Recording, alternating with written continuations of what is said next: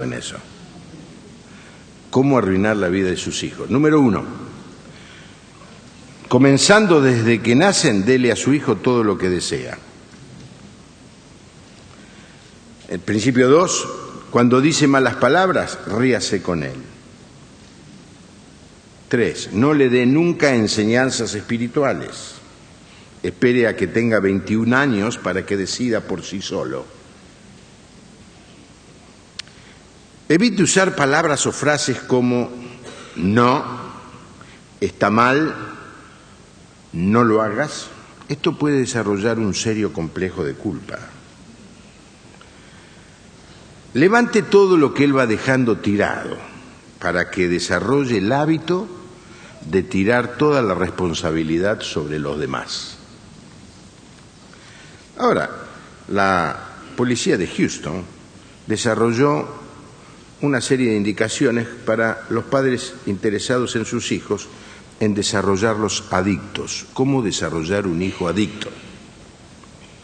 Consiéntalo.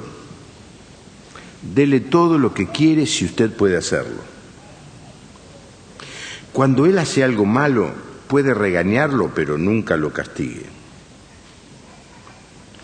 Fomente que dependa de usted, para que la droga y el alcohol puedan reemplazarle cuando él sea mayor. Protéjalo de su esposo o esposa y de todos aquellos maestros desconsiderados que tratan de disciplinarlo vez tras vez. Demándelos si lo desea. Haga todas estas decisiones por él, dado que usted es mayor y más sabio que él puede cometer errores y aprender de ellos. Critique a su cónyuge abiertamente, así pierde su autoestima y confianza. Sáquelo de todos los problemas en los que se mete. Nunca le deje sufrir las consecuencias de su propia conducta. Resuélvale siempre las dificultades para que siempre dependa y recurra a usted. Cuando sea mayor y no sepa enfrentar las dificultades, recurrirá a la heroína o al alcohol. Intente dominar a su cónyuge o cónyuge y convertirlo en un alcohólico también. Así estará más seguro. Agárrense fuerte ahora. Automedíquese todo lo posible, así él no tendrá dificultades en imitarle. Lo de la policía no solamente querían desarrollar hijos adictos, sino que quieren enseñarnos a cómo desarrollar un hijo criminal. Y yo sé que está usted muy interesado en eso. Otra vez, comience usando los 10 primeros pasos con los siguientes agregados y excepciones. Nunca castigue a su hijo, el castigo físico es algo del pasado. En efecto, pegarle al hijo es ahora considerado inmoral y contra la ley en Suecia. Deje a su hijo expresarse de cualquier manera, como él quiera. Él aprenderá con su ejemplo cómo proceder. Él no necesita ninguna disciplina. No se meta en su vida, que él se meta en la suya. Déjelo que le manipule y le haga sentir culpable si no encuentra su propio camino. No haga valer las reglas del hogar, si tiene alguna. De esta manera estará capacitado a elegir qué leyes de la sociedad él violará cuando sea mayor, sin temer las consecuencias, porque nunca sufrió ninguna.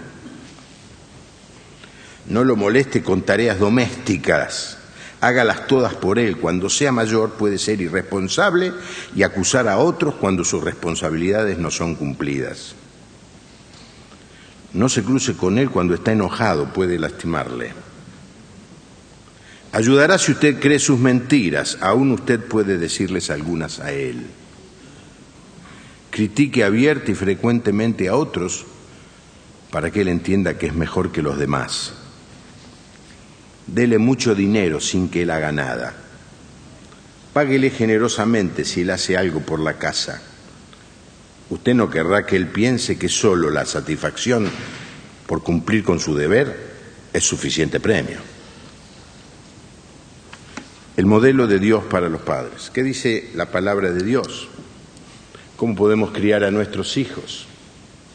¿Cómo podemos evitar que ellos arruinen su vida, sean adictos o sean criminales? Todas estas frases que les digo salieron escritas y son fáciles de encontrar hoy en la web, son resultado de la experiencia de muchas personas que trabajando con niños se dan cuenta que los padres que aman a sus hijos queriendo hacerlo mejor, hacen lo peor. Queriendo dar libertad no le ponen límites. Queriendo que no sufran la escasez y no tener cosas, le dan todo lo que el pibe necesita y quiere. Nunca lo hacen trabajar, nunca lo hacen hacer la cama, nunca le hacen hacer tareas domésticas, a ver si el nene se lastima. La Biblia tiene un mensaje muy claro para nosotros que se reduce a un texto, Efesios 6:4. El apóstol le escribe a los creyentes de la ciudad de Éfeso y les dice: y vosotros padres, no provoquéis a ira a vuestros hijos, sino criadlos en disciplina y amonestación del Señor. Un texto simple, breve, nos da el modelo de cómo ser un padre según lo que Dios quiere. Lo que nos habla de que debemos amar a nuestros hijos y amarlos de tal manera que ellos no tengan razón para estar enojados o lastimados por nuestra acción. Ahora, se habla a los padres, obviamente a los padres y a las madres, pero quiero darles un poco el contexto. En el tiempo en que Pablo escribe esto, el padre tenía lo que la ley llamaba la patria potestad, es decir, el poder lo tenía el padre. Le daba al padre el poder absoluto sobre la vida de toda la familia. Podía inclusive vender a parte de su familia, a parte de sus hijos, como esclavos. Podía hacerlos trabajar encadenados, cosa que usted alguna vez intentó y no pudo. Y podía castigarlos aún hasta la muerte. Cuando un bebé nacía, la costumbre era que el bebé era traído y puesto a los pies del padre. Si el padre se inclinaba y lo tomaba, el bebé comenzaba a formar parte de la familia. Pero si el padre no se inclinaba y no se interesaba por el bebé era literalmente arrojado a la calle, donde un grupo de gente, pero no de una sociedad de beneficencia, agarraba a estos chicos con dos propósitos: convertirlos en esclavos o convertirlas a las mujeres en prostitutas. El filósofo romano Séneca dice: acuchillamos a un toro salvaje, estrangulamos a un mal perro y a un chico que nace enfermo o deforme lo ahogamos. Esta es la mentalidad de la cultura que Pablo estaba confrontando en ese momento. Y entonces Pablo les dice: padres, y le da dos indicaciones, una negativa y una positiva.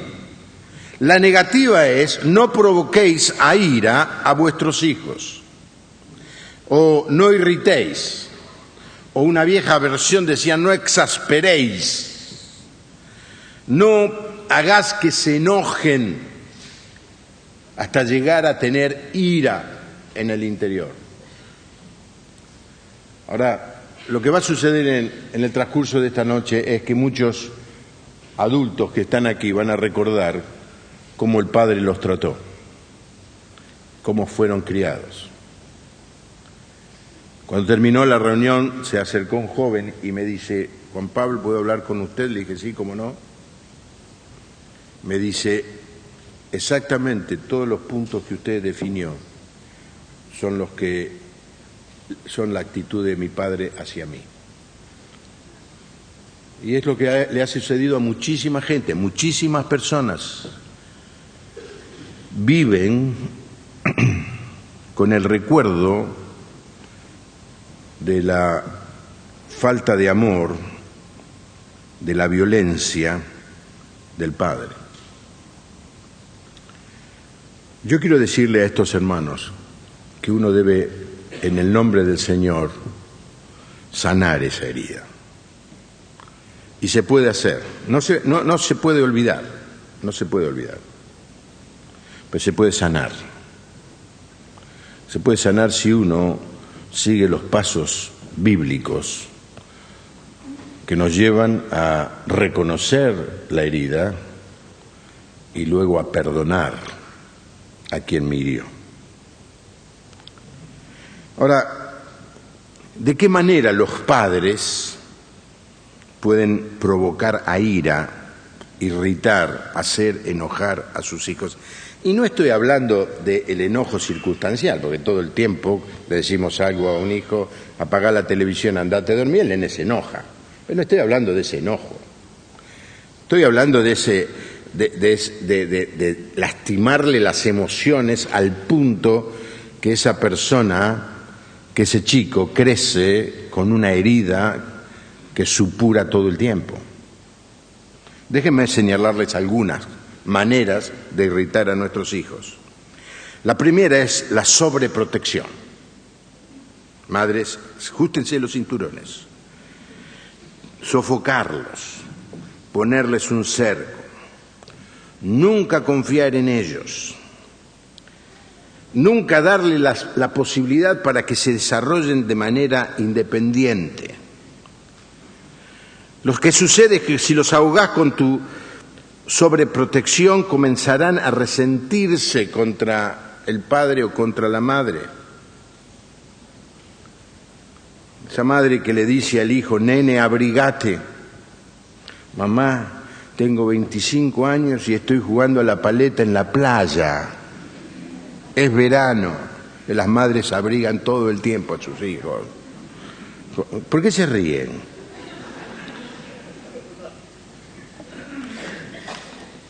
Y la sobreprotección afecta la vida de nuestros hijos porque al decirle, mirá, tené cuidado, no salgas a la calle, hay ogros y el chico vive creciendo que el mundo es un mundo que lo es, hostil, pero si nos creyéramos en esa sobreprotección no tendríamos que salir ninguno a la calle, pero al final alguna vez vas a tener que salir, el nene va a tener que salir. Y la protección también produce una baja autoestima. El chico dice, mis padres no confían en mí ni me dan la libertad de poder andar en bicicleta. ¿Por qué? Porque el nene se puede caer y se va a lastimar las rodillas.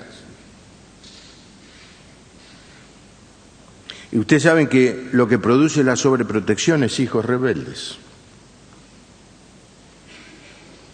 En segundo lugar, favoritismo. En la Biblia se cuenta la historia del hijo de Abraham, que se llamaba Isaac, que tuvo dos hijos. Uno se llamaba Esaú y el otro se llamaba Jacob. Uno era favorito del padre, Esaú, y el otro era favorito de la madre. La madre se llamaba Rebeca. El favoritismo dentro del hogar es una catástrofe. Tené mucho cuidado en hacer diferencias con tus hijos. O los hijos siempre piensan que uno hace diferencia, pero que ellos piensen eso que no produzca que vos hagas diferencia. Y compararlo al pobre chico que no aprueba una materia, pero ni recreo aprueba. Si vos tenés que ser como tu hermana que siempre trae solo 10, un chico que es constantemente comparado, comienza a llenarse de enojo y de rencor. El favoritismo en esta familia de la Biblia que yo les hablé llevó a una tremenda catástrofe familiar, familias disfuncionales. En tercer lugar, y ahora en este punto es cuando vamos a ver el video y quiero pedirle que después, que en el momento apaguen la luz para verlo bien. En tercer lugar, demandarle resultados. padres que empujan al hijo a una meta que en general ellos no pudieron alcanzar, que le exigen al hijo para ellos sentirse realizados. Y cuando un hijo tiene un padre así, siente que nunca alcanza con lo que hace para satisfacer esa demanda del padre. Padres que están constantemente presionando: tenés que ser el mejor, tenés que traer mejores notas, tenés que ser el más lindo de todos, la más linda de todos, tenés que... Y esto puede terminar en una gran amargura. ¿Ustedes conocen esa clase de padres? Espero que no sean ustedes de esos. Padres que quieren que el hijo sea Messi, Ginóbili, Luis Miguel. Y el chico no es nada de eso, es lo que es. Y ahora vamos a ver la escena de una película que Julie, que es la única que entiende esto, va a traducir. Es una película del año 57. El actor es Karl Malden, el que después fue de Las calles de San Francisco, el padre, y el hijo Anthony Perkins. La película se llama en español El precio del éxito, y en inglés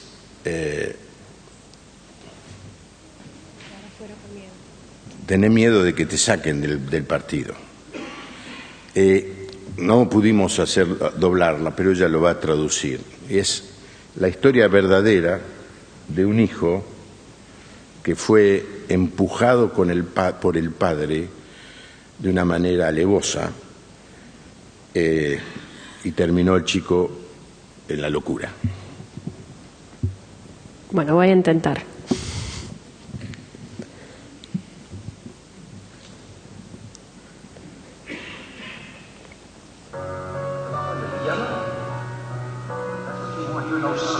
Si eso es lo que querés, no sos mi hijo.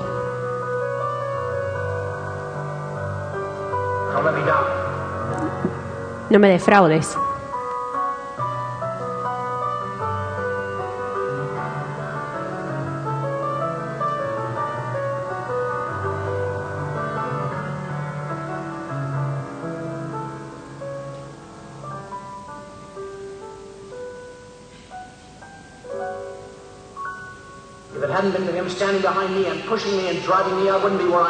Si no fuera por él, que me empujaba, que me provocaba, no estaría donde estoy ahora.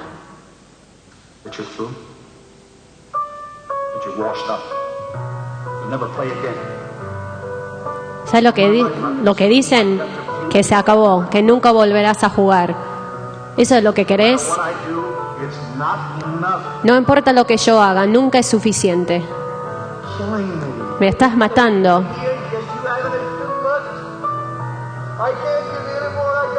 No puedo darte más, no tengo más nada para darte.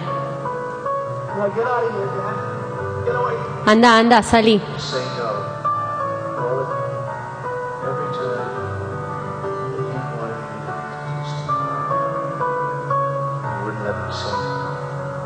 Yo quería decir que no, pero nunca me permitía. No me dejaba decir que no. Nunca pude satisfacerla. Muy bien, un aplauso, Julie. Gracias.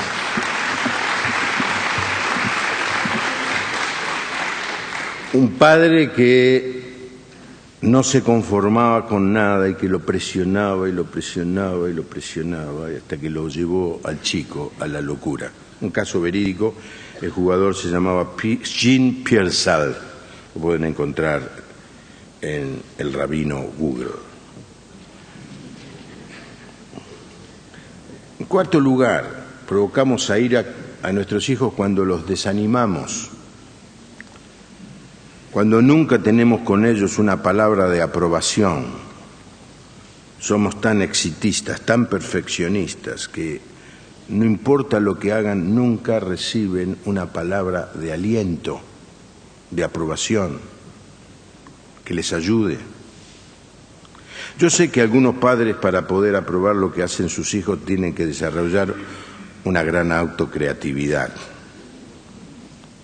porque hay veces que uno no tiene que decir, pero es tremendo que hay gente que nace con la reprobación constante del padre, ni una buena, ni una palabra.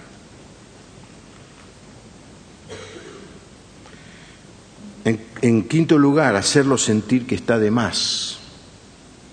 La madre está hablando con su amiga por teléfono y dice: cómo me gustaría ir con vos al shopping, el problema es que tengo a mis hijos en casa y no tengo a quien dejárselos. El pibe está escuchando y siente que es una carga. Y muchas hasta llegaron alguna vez a decirle: si vos no hubieras nacido, yo hubiera podido terminar abogacía. No hubiera llegado, pero ni al primer año. Pero el pobre pibe lleva la carga de los fracasos de su madre. No dejarlos ser niños, en sexto lugar, no dejarlos ser niños. Queremos que hagan cosas de mayores, que actúen como mayores, y esta sociedad está produciendo eso, chicos grandes que no han vivido su vida de niño, que no han jugado. El otro día iba con el auto y hablando del Día del Niño, en el programa una chica contó de que había visto un nene de 6, 7 años poniendo estampitas en la falda de los que andaban en el subterráneo A. Seguramente ustedes lo han vivido eso, los que viajan en el subterráneo, más de una vez. Y dice que ella lo vio tan chiquito y lo siguió. Y de golpe el nene se quedó solo en el andén y estaba jugando con una vieja figurita del Pokémon, ¿se dice así? Haciendo, no sé cómo se llamaba ese juego, el chupi. Y estaba así, solo. Y cuando llegó el otro tren, dejó de jugar y se fue a trabajar otra vez. Y esta sociedad que hace que los nenes de 6, 7, 8, 10 años se conviertan en adultos, les estamos robando la niñez.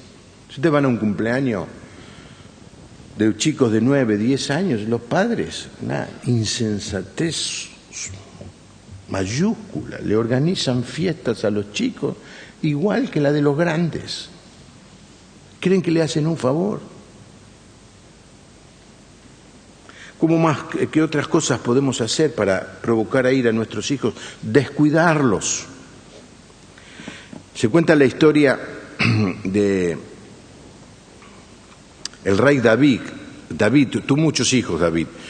Uno de ellos se llamaba Absalón y lo descuidó, nunca le prestó atención. Como resultado, Absalón se le rebeló a David. David se tuvo que escapar de su palacio de Jerusalén para salvar la vida contra Absalón y el ejército que había armado Absalón en contra del rey. ¿La razón cuál fue? Lo descuidó. Y hay muchos padres que descuidan a sus hijos con el pretexto de tener que salir a trabajar. Porque vas a trabajar y horas fuera de tu casa para que el nene pueda tener todo lo que vos no tuviste, pobrecito. Porque hoy por hoy un nene que no tenga una PlayStation 4 es un pobrecito.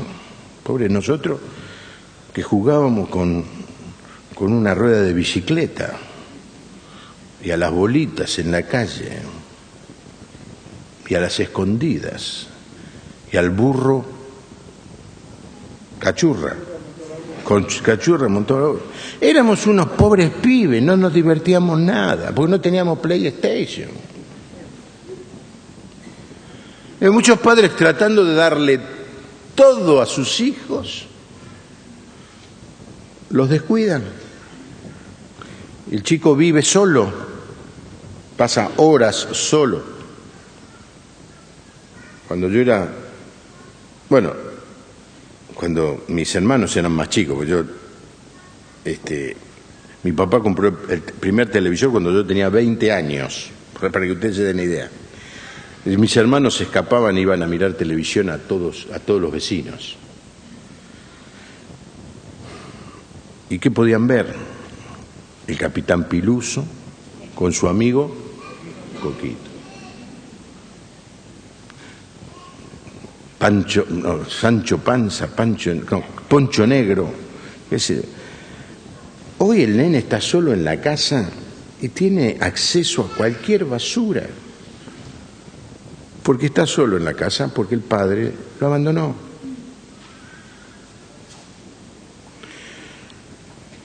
Un chico le dijo al amigo, vamos a jugar. Y el amigo dice, no, hoy voy a jugar con mi papá. Y el chico dice, ¿qué cosa? Mi papá no tiene tiempo para jugar conmigo, está muy ocupado jugando con otros. Otra manera de provocar ira a nuestros hijos es hacer canje con el amor. Padre que le dicen al hijo, papá no te va a querer si haces eso. Es lo que Dios hace con nosotros, así nos trata. Nuestros hijos deben saber que lo vamos a querer, hagan lo que hagan, como el padre de la parábola del hijo pródigo, hagan lo que hagan, lo vamos a querer. Como esos que le dicen, si no comes la sopa, llamo al hombre de la bolsa. Y si al hombre de la bolsa no le gusta la sopa,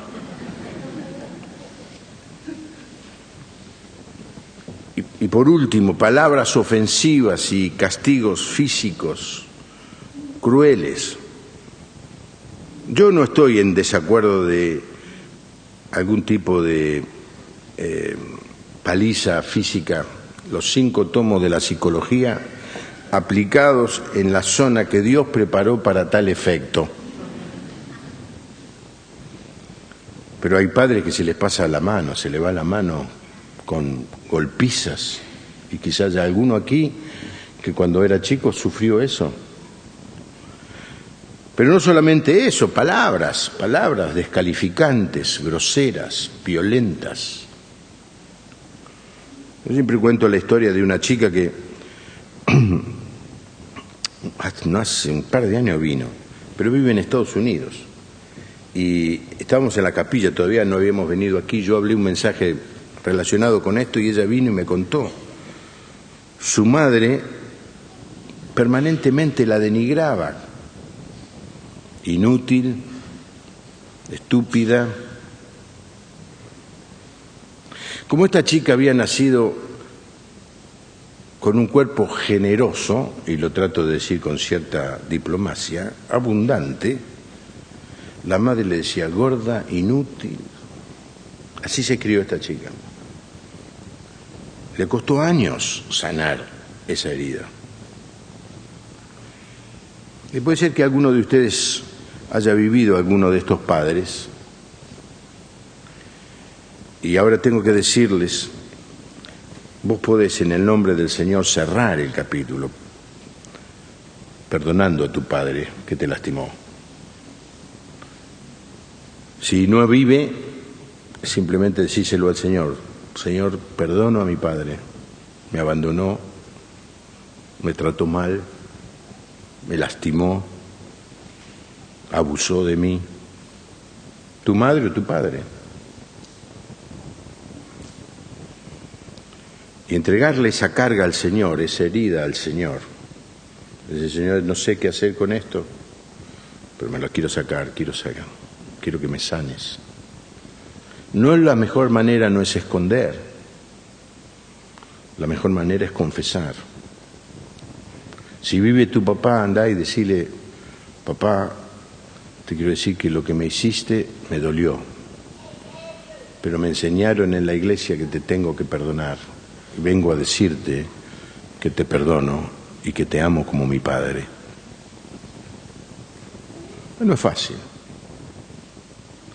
Pero la única manera que vos vas a poder liberarte del peso de esa herida que tus padres te hicieron. Y si hay alguien aquí que se da cuenta que ha sido esta clase de hijo, esta clase de padre con alguno o con sus hijos, que los ha abandonado, que los ha maltratado, que le ha dicho cosas que lastiman, que lo ha empujado a hacer algo que el chico no puede ser o no quiere ser.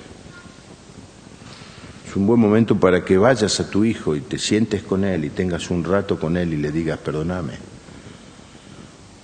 quiero enseñarte a crecer, no como yo quiero, sino como Dios quiere.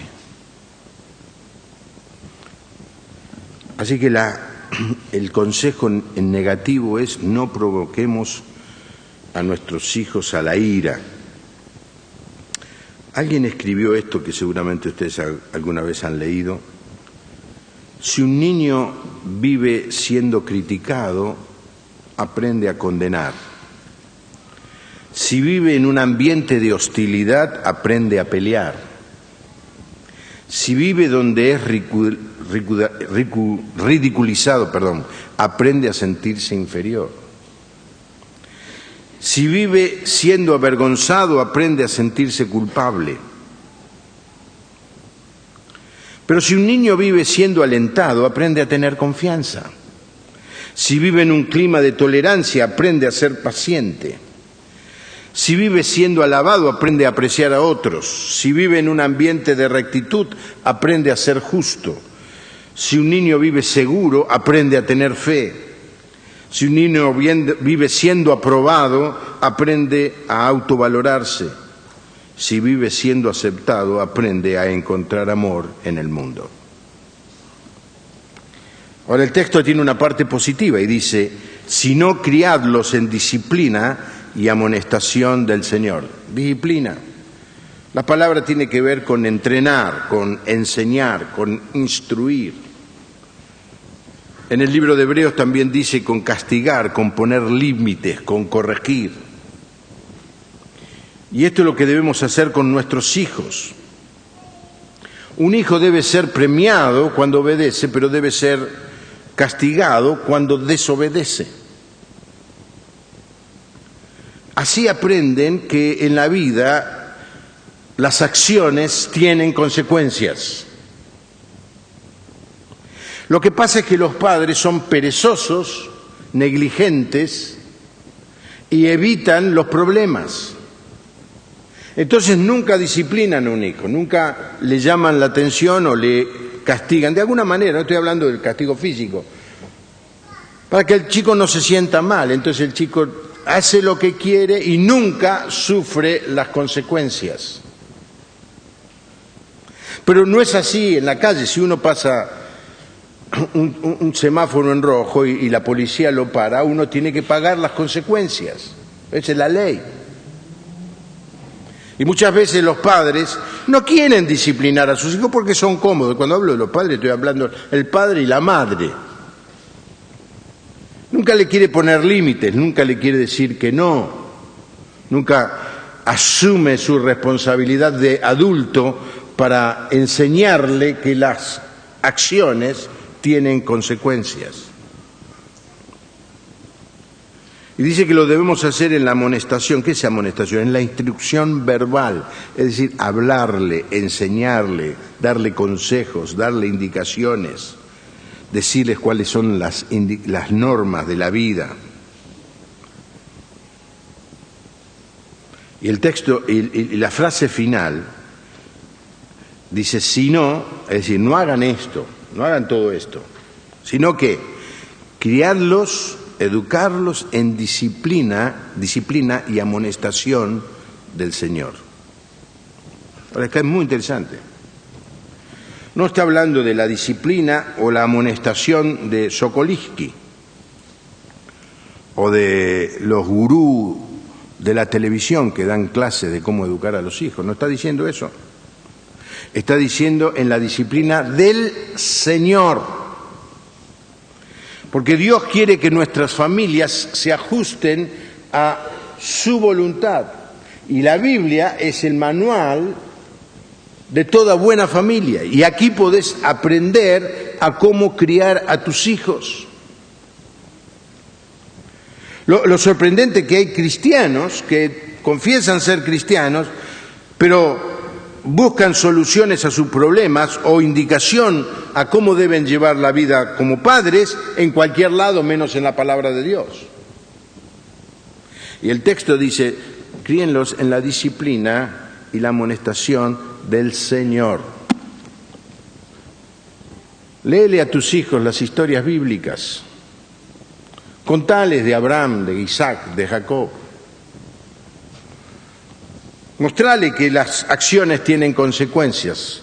Jacob fue un engañador. Palau tiene un libro en donde lo menciona como un tránsfuga. Lo fue. Vieron que los judíos dicen Dios de Abraham, Isaac y Jacob. O sea, cuando escucha uno de ellos dice, los tres deberían ser casi ángeles. No, Jacob era un tránsfuga. Engañó a su padre con la complicidad de su madre.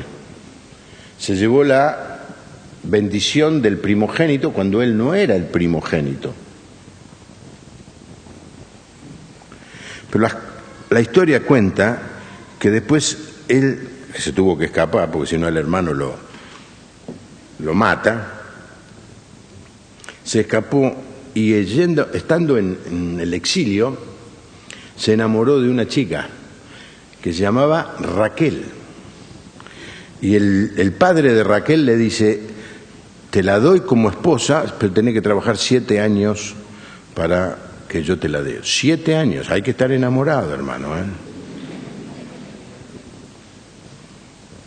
Y trabajó 7 años.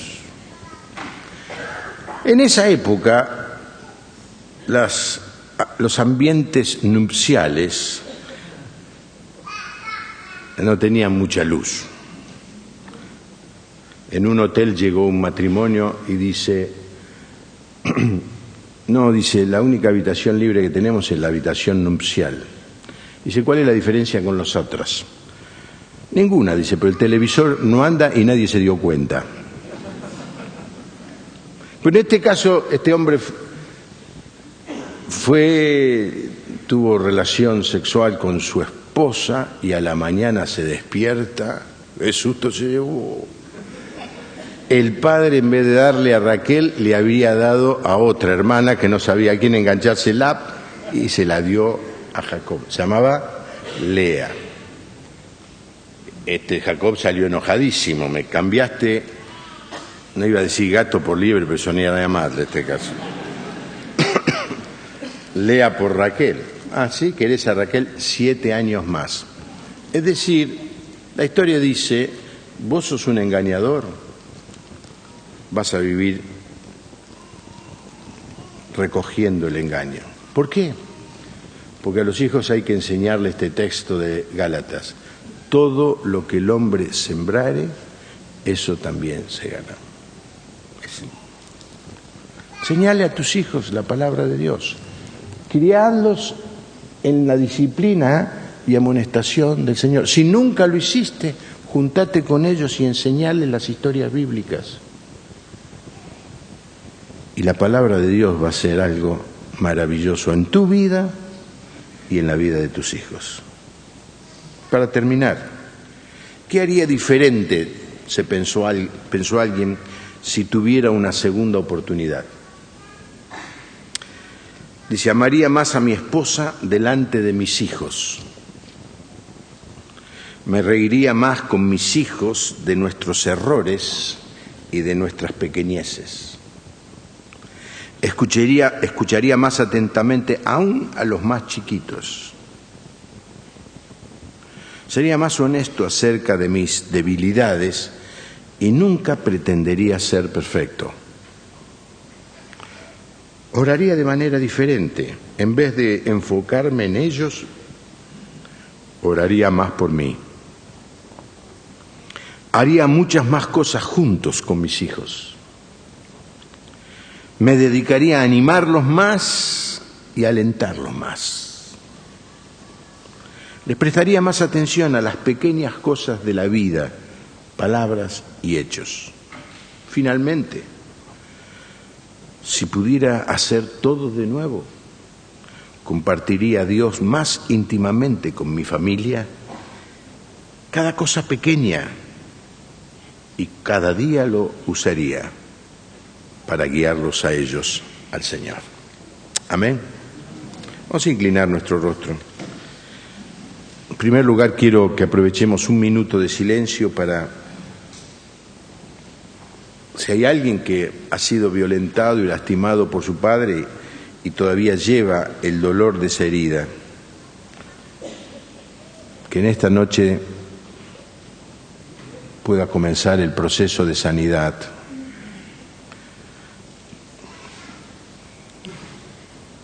Y decirle al Señor: Señor, quiero sanar esta herida. Te pido que me ayudes. Que ya tengas que pedir ayuda a algún hermano, hacelo, a algún consejero. No lleves, no cargues innecesariamente esta mochila que podés descargar en el Señor, echando sobre Él todas nuestras cargas. ¿Por qué? Porque Él tiene cuidado de nosotros.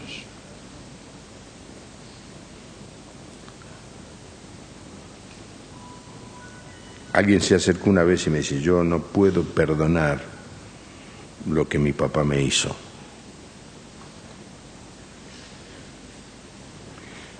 Yo le dije: el problema es que vas a vivir toda la vida con esa carga. Y ya tu papá se murió. ¿Por qué no lo liberás y te liberás a vos mismo? Libérate. Señor, esto ya no lo aguanto más. Lo entrego. Y aunque Él no me escuche, lo perdono. No me tiene que pagar nada, no me debe nada. Quiero ser libre. En segundo lugar, en este momento de oración privada, si vos como padre sentís que le fallaste a tus hijos, pedile perdón primero al Señor y luego tomá la decisión de, en algún momento, acercarte a tu hijo, abrazarlo y decirle: hijo, te pido perdón. Pero no lo hagas simplemente pedir perdón. Comprométete a seguir el modelo bíblico de criar a tus hijos en la disciplina y amonestación del Señor. Pone al Señor en el juego. Hacelo entrar en el ambiente de tu familia. Deja que Él sea el rey, que Él sea el que maneje tu casa, el que maneje tu relación con tus hijos, el que pueda ayudarte a revertir lo malo que hayas podido hacer hasta el día de hoy. El Señor, leyó nuestro hermano, es rico en misericordia. La misericordia del Señor es tan grande como la distancia que hay entre el cielo y la tierra. Y dice el texto: al contrito y humillado, es decir, al que reconoce su pequeñez y su necesidad, yo no voy a despreciar, yo voy a ser misericordioso con esa persona. Me especializo en ser misericordioso. Decile: Señor, dame una nueva oportunidad.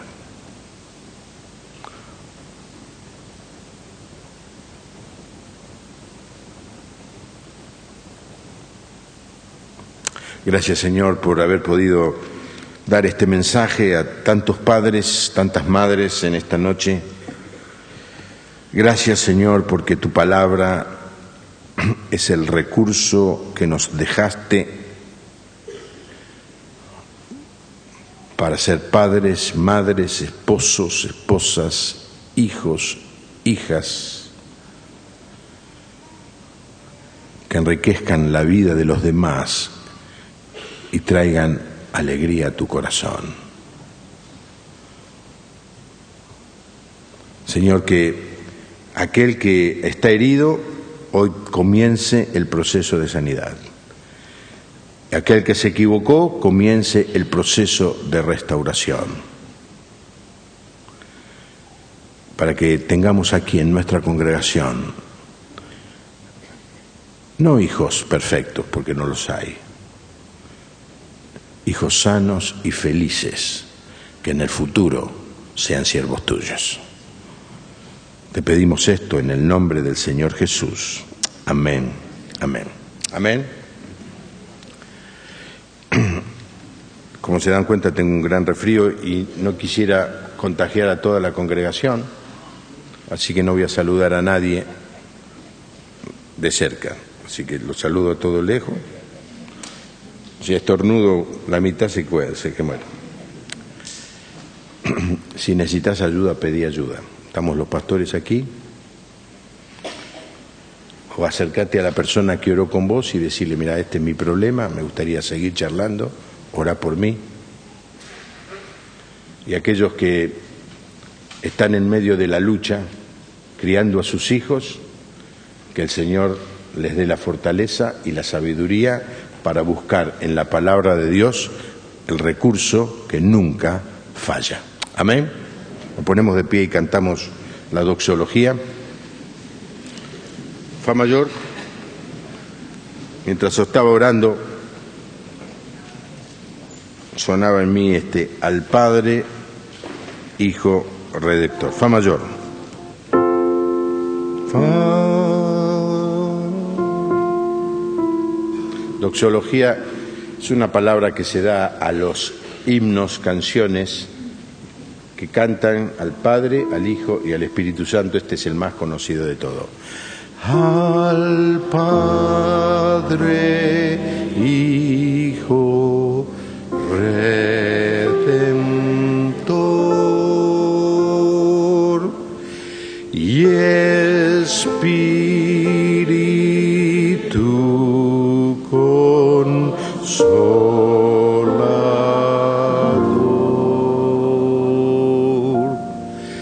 al Trino Dios en unidad. La Iglesia dice: Lord eterno, tributat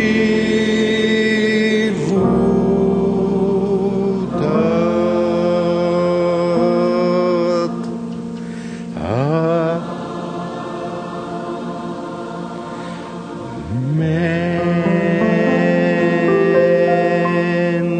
Que tenga una buena semana. Dios le bendiga.